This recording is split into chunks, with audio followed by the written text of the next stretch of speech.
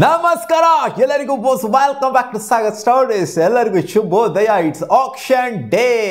ಎಲ್ಲರೂ ಕಾಯ್ಕೊಂಡು ಕೂತ್ಕೊಂಡಿದ್ದೀವಿ, ಯಾವಾಗ ಸ್ಟಾರ್ಟ್ ಆಗುತ್ತೆ ಆಕ್ಷನ್, ಯಾವಾಗ ಸ್ಟಾರ್ಟ್ ಆಗುತ್ತೆ ಆಕ್ಷನ್ ಅಂತ. ಇವತ್ತಿಗಿಂತ ಒಂದು ಡೇ ಬೇಕಾಗಿರೋ ಬಾರ್ಡರ್ ಗವಾಸ್ಕರ್ ಟ್ರೋಫಿ ನಡೀತು ಅಂತಂದರೆ ಅದಾದ್ಮೇಲೆ ನೆಕ್ಸ್ಟ್ ಸ್ಟಾರ್ಟ್ ಆಗುತ್ತೆ IPL ಆಕ್ಷನ್ ಟೈಮಿಂಗ್ಸ್ ರಿಲೇಟೆಡ್ ಸ್ವಲ್ಪ ಜನಕ್ಕೆ ಕನ್ಫ್ಯೂಷನ್ ಇದೆ. ಸ್ವಲ್ಪ ರಿಪೋರ್ಟ್ಸ್ಗಳೆಲ್ಲ ಬರೋದು ಆಕ್ಷನ್ ಟೈಮಿಂಗ್ಸಲ್ಲಿ ವೇರಿಯೇಷನ್ ಆಗಿದೆ ಅದು ಇದು ಅಂತ. ಎಲ್ಲ ಏನು ಬದನೆಕಾಯಿ ವೇರಿಯೇಷನ್ ಆಗಿಲ್ಲ. 3:30ಕ್ಕೆ ಪರ್ಫೆಕ್ಟಾಗಿ ಆಕ್ಷನ್ ಸ್ಟಾರ್ಟ್ ಆಗುತ್ತೆ.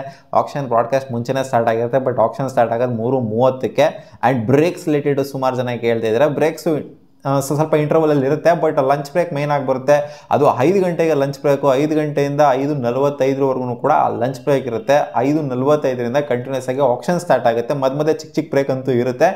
ಸೊ 10:15ವರೆಗೂ ಗುರು, ರಾತ್ರಿ 10:15ವರೆಗೂ ಆಕ್ಷನ್ ನಡೆಯುತ್ತೆ. 2 ದಿನನೂ ಕೂಡ 3:30ಕ್ಕೆ ಸ್ಟಾರ್ಟ್ ಆದರೆ 10:15 ರಾತ್ರಿವರೆಗೂ ಕೂಡ ಆಕ್ಷನ್ ನಡೆಯುತ್ತೆ ಮಗ. ಸೊ ಇದು ಟೈಮ್ ರಿಲೇಟೆಡು ಕ್ಲಾರಿಫಿಕೇಶನ್ ಕೊಡ್ತಾ ಇದ್ದೀನಿ. ಆ್ಯಂಡ್ ಎಲ್ಲರೂ ನಮ್ಮ ಟೆಲಿಗ್ರಾಮ್ ಚಾನಲ್ನ ಸಬ್ಸ್ಕ್ರೈಬ್ ಹಾಕೊಂಡ್ರೆ ಸಬ್ಸ್ಕ್ರೈಬ್ ಹಾಕೊಳ್ಳಿ. ಲಿಂಕ್ ನಾನು ಡಿಸ್ಕ್ರಿಪ್ಷನ್ ಬಾಕ್ಸಲ್ಲಿ ಕೊಟ್ಟಿರ್ತೀನಿ. ಅಂದರೆ ಸಾಗರ್ ಸ್ಟೋರೀಸ್ ಅಂತ ಸರ್ಚ್ ಮಾಡಿ ಟೆಲಿಗ್ರಾಮಲ್ಲಿ ಸಿಗುತ್ತೆ. ಆ ಚಾನಲ್ನ ಸಬ್ಸ್ಕ್ರೈಬ್ ಹಾಕೊಳ್ಳಿ. ಆಕ್ಷನ್ ರಿಲೇಟೆಡ್ ಏನೇ ಅಪ್ಡೇಟ್ಸ್ ಇದ್ರೂ ಕೂಡ ನನ್ನ ಟೆಲಿಗ್ರಾಮ್ ಚಾನಲಲ್ಲಿ ಆಗ್ತಾ ಇರ್ತೀನಿ. ಲೈವ್ ಆಕ್ಷನ್ ಅಪ್ಡೇಟ್ಸು ಕೂಡ ಅದರಲ್ಲೇ ಹೋಗ್ತಾ ಇರ್ತಾರೆ, Day 1 Day 2. ಸೊ ನಿಮ್ಗೆ ಇಂಟ್ರೆಸ್ಟ್ ಇತ್ತು ಅಂದರೆ ಬೇಗ ಸಬ್ಸ್ಕ್ರೈಬ್ ಹಾಕೋಬಹುದು. Link down the description below. ನನ್ನ ಒನ್ ಬೋಲ್ಡ್ ಲಾಸ್ಟ್ ಪ್ರೊಡಿಕ್ಷನ್ ಮಗ, ಮಾರ್ಕಿ ಪ್ಲೇಯರ್ಸ್ ರಿಲೇಟೆಡು ಒಂದು 10-12 ಜನ ಏನು ಮಾರ್ಕಿ ಪ್ಲೇಯರ್ಸ್ಗಳಿದಾರೋ, ಸೊ ಅವರು ಯಾವ ಟೀಮ್ಗೆ ಹೋಗ್ಬೋದು ಅಂತ ನನಗೆ ಸ್ಟ್ರಾಂಗ್ ಆಗಿ ಅನ್ನಿಸ್ತಾ ಇದೆ. ಸೊ ಅವ್ರನ್ನ ನೋಡಿ, IPL ಆಕ್ಷನ್ ಏನು ಇನ್ನೊಂದು 2-3 ಅವರ್ ಸ್ಟಾರ್ಟ್ ಆಗುತ್ತೆ. ಬಟ್ ಒಂದು ಲಾಸ್ಟ್ ಪ್ರೊಡಿಕ್ಷನ್, ಒಂದು ನಮ್ಮದು ಕಡೆಯಾಟ ಆಡ್ಬಿಡೋಣ ಅಂತ.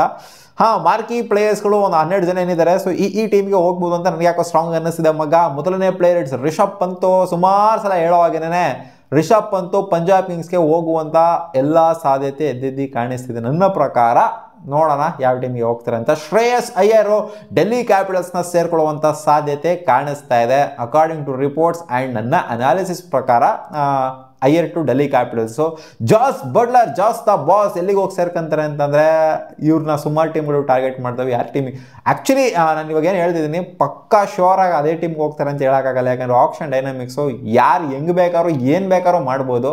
ಯಾಕಂದರೆ ಎಲ್ಲರ ಹತ್ರನೂ ಕೂಡ ಒಂದು ಲಿಮಿಟೆಡ್ ಪರ್ಸ್ ವ್ಯಾಲ್ಯೂ ಅಂತ ಇದೆ. ಯಾರ ಹತ್ರನೂ ಫುಲ್ಲು ತೀರಾ ವರ್ಷಾಗೆ ಏನು 10 ಕೋಟಿ 20 ಕೋಟಿ ಇಟ್ಕೊಂಡಿಲ್ಲ ಯಾರನ್ನು ಕೂಡ. ಎಲ್ಲರ ಹತ್ರನೂ ಕೂಡ ಒಂದು ರೇಂಜಲ್ಲಿ ಇರುವಂಥ ಪರ್ಸ್ ವ್ಯಾಲ್ಯೂ ಇದೆ. ಯಾರಿಗೆ ಬೇಕಾದ್ರೂ ಟಾರ್ಗೆಟ್ ಮಾಡ್ಬೋದು. ಬಟ್ ಜಾಸ್ ದ ಬಾಸ್ ನನ್ನ ಪ್ರಕಾರ LSTಗೆ ಹೋಗುವಂಥ ಸಾಧ್ಯತೆ ಕಾಣಿಸಿದೆ.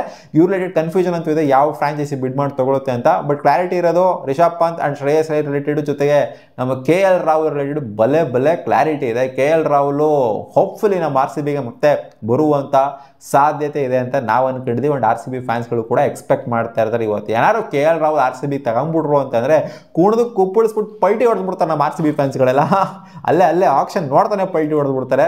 ಆಮೇಲೆ ಹರ್ಷದೀಪ್ ಸಿಂಗು ಪಂಜಾಬ್ ಕಿಂಗ್ಸ್ಗೆ ಮತ್ತೆ ವಾಪಸ್ ಹೋಗುವಂಥ ಸಾಧ್ಯತೆ, RTM ಕಾರ್ಡಲ್ಲಿ ವಾಪಸ್ ಹೋಗುವಂಥ ಸಾಧ್ಯತೆ ಕಾಣಿಸ್ತಾ ಇದೆ. ಬೇರೆಯವ್ರು ತಗೋಬೋದು, ಬಟ್ RTM ಕಾರ್ಡ್ ಯೂಸ್ ಮಾಡ್ತಾರೆ ಅಂತ ನಾನು ಅನ್ಕೊಂಡಿದ್ದೀನಿ. ನಾನು ಕಗ್ಗಿಸೋ ರಬಾಡ ಮಾರ್ಕಿ ಲಿಸ್ಟಲ್ಲಿ ಇರುವಂಥವ್ರು, ಇವರು ಕೂಡ ಅಷ್ಟೇ ಪಂಜಾಬ್ ಕಿಂಗ್ಸು ಮತ್ತೆ ಬೈಬ್ಯಾಕ್ ಮಾಡ್ಕೊಳ್ಳೋಂಥ ಸಾಧ್ಯತೆ ಇದೆ. RTM ಕಾರ್ಡ್ ಇವ್ರ ಮೇಲೆ ಯೂಸ್ ಮಾಡ್ತಾರೆ ಅಂತ ಅನ್ಕೊಂಡಿದ್ದೀನಿ. ಮಿಚೆಲ್ ಸ್ಟಾರ್ಕು ಮತ್ತೆ KKRನ ಪಾಲು ಆಗುವಂಥ ಸಾಧ್ಯತೆ ಇದೆ. ಆ್ಯಂಡ್ ಇವ್ರನ್ನೂ ಕೂಡ ಅಷ್ಟೇ ಮತ್ತೆ ಬೈಬ್ಯಾಕ್ ಮಾಡ್ಕೊಳ್ಳೋವಂಥ ಸಾಧ್ಯತೆ ಕಾಣಿಸ್ತಾ ಇದೆ. ಬೇರೆ ಟೀಮ್ ಹೋಗೋದಿಲ್ಲ ಅಂತ ಅನ್ಕೊಂಡಿದ್ದೀನಿ. KL ರಾಹುಲ್ ಹೇಳೋದಲ್ಲ, KL ರಾಹುಲ್ ಲಿಸ್ಟ್ ಪ್ರಕಾರ ಹೇಳ್ತಾ ಇರೋದು RCBಗೆ ಬರ್ತಾರೆ ಅಂತ ಅನ್ಕೊಂಡಿದ್ದೀವಿ. ಯುಜ್ವೇಂದ್ರ ಚಹಲ್ ಮತ್ತೆ RCBಗೆ ಬರ್ತಾರೆ ಅಂತ ನಾನು ಅನ್ಕೊಂಡಿದ್ದೀನಿ. ಆ್ಯಂಡ್ ಮಾಕ್ ಆಕ್ಷನ್ಗಳೆಲ್ಲ ಚಹಲ್ ಬೇರೆ ಒಂದು 15 ಕೋಟಿ ಆ್ಯಂಡ್ ಅಬೋ 19 ಕೋಟಿ 20 ಕೋಟಿ ರೇಂಜ್ಗೆಲ್ಲ ಹೋಗ್ತಾ ಇದ್ದಾರೆ. ಸೊ 20 ಕೋಟಿ ಎಲ್ಲ ಕೊಡೋದು ವರ್ತಿಲ್ಲ ನನ್ನ ಪ್ರಕಾರ. RCB 20 ಕೋಟಿ ಎಲ್ಲ ತೊಗೊಳ್ಳೋಂಥ ಅಗತ್ಯತೆ ಇಲ್ಲ, ಕೊಟ್ಬಿಟ್ಟು ತೊಗೊಳ್ಳೋಂಥ ಅಗತ್ಯತೆ ಇಲ್ಲ. ಬೇರೆ ಪ್ಲೇಯರ್ಸ್ಗಳನ್ನ ತೊಗೊಂಡ್ಬಿಟ್ಟು ಒಬ್ಬ ಸ್ಪಿನ್ನರ್ಗೋಸ್ಕರ 20 ಕೋಟಿ ಕೊಡೋವಂಥ ಅಗತ್ಯತೆ ಇಲ್ಲ ನನ್ನ ಪ್ರಕಾರ. ಒಂದು 15 ಕೋಟಿ ಒಳಗೆ ಸಿಕ್ತು ಅಂದರೆ ನನ್ನ ಪ್ರಕಾರ ಟಾರ್ಗೆಟ್ ಮಾಡಿದ್ರೆ ಒಳ್ಳೆ ಆಪ್ಷನ್ ಆಗಿರ್ತಾರೆ ಯೂಸಿಜ್ ಚಾಲು. ನಾನು ಅನ್ಕೊಂತಿದ್ದೀನಿ RCB ಚಾಲ್ ಜೊತೆಗೆ ಹೋಗುತ್ತೆ ಅಂತ. ಆ್ಯಂಡ್ ಲಿಯಮ್ ಲಿವಿಂಗ್ಸ್ಟೋನು ಇವ್ರ ರಿಲೇಟೆಡ್ ಸಿಕ್ಕಾಪಟ್ಟೆ ಕನ್ಫ್ಯೂಷನ್ ಇದೆ, ಯಾರು ತಗೊಂತಾರೆ ಅಂತ ಗೊತ್ತಿಲ್ಲ. ಒಟ್ನಲ್ಲಿ ಡಿಮ್ಯಾಂಡ್ ಅಷ್ಟೊಂದು ಆ ಮಟ್ಟಿಗೆ ಏನಿರೋದಿಲ್ಲ. ಇವ್ರು ಸ್ಟಾರ್ಟಿಂಗ್ IPLಗೆ ಬಂದಿರಲ್ಲ, ಅವಾಗಿದ್ದಂಥ ಡಿಮ್ಯಾಂಡ್ಗೂ ರಾಜಸ್ಥಾನ್ ರಾಯಲ್ಸ್ಗೆ ಸೇರ್ಕೊಂಡ್ರಲ್ಲ, ಮತ್ತು ಪಂಜಾಬ್ ಕಿಂಗ್ಸ್ ಹೋದ್ರಲ್ಲ. ಸೊ ಅವಾಗಿದ್ದಂಥ ಡಿಮ್ಯಾಂಡ್ಗೂ ಇವಾಗಿರುವಂಥ ಡಿಮ್ಯಾಂಡ್ಗೂ ಸಿಕ್ಕಾಪಟ್ಟೆ ಕನ್ಫ್ಯೂಷನ್ ಇದೆ, ಯಾರು ತಗೊಂತಾರೆ ಇವರು ಈ ಪ್ಲೇಯರ್ನ ಅಂತ. ಸೊ ಹೋಪ್ಫುಲಿ ಯಾವುದೋ ಒಂದು ಒಳ್ಳೆ ಬ್ಯಾಟಿಂಗ್ ವಿಕೆಟ್ ಇರುವಂಥ ಫ್ರಾಂಚೈಸಿ ತೊಗೊಂತು ಅಂದರೆ ಚೆನ್ನಾಗಿರುತ್ತೆ. RCB ಅಥವಾ ಮುಂಬೈ ತೊಗೊಂತು ಅಂದರೆ ಚೆನ್ನಾಗಿರುತ್ತೆ. ಅದನ್ನ ಬಿಟ್ಟು ಬೇರೆ ಎಲ್ಲರೂ ಹೋದ್ರು ಅಂತಂದರೆ ಅವ್ರು ಅಷ್ಟೊಂದು ಇಂಪ್ಯಾಕ್ಟ್ ಮಾಡೋಕ್ಕಾಗಲ್ಲ ಅಂತ ಅನ್ಕೊಂಡಿದ್ದೀನಿ.